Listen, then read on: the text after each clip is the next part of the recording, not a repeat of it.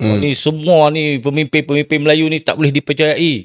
Lebih baik orang Islam, orang bukan Islam yang baik daripada pemimpin Islam yang tak baik kena mengamalkan rasuah. Bila kita tengok fact balik, rupanya yang banyak ditangkap orang bukan Islam. Saya kata benda-benda itu perlu dibetulkan. Kita jangan terima semua hak mereka cakap tu tak betul.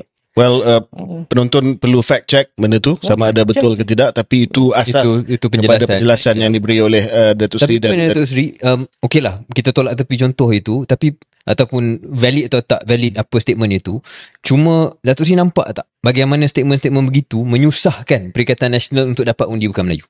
Ya, saya rasa statement tu dibuat untuk membetulkan naratif bahawa naratif yang bahaya tau. Lebih baik memilih orang bukan Islam yang baik, yang tidak rasuah, daripada memilih kepimpinan Islam, Melayu Islam yang rasuah.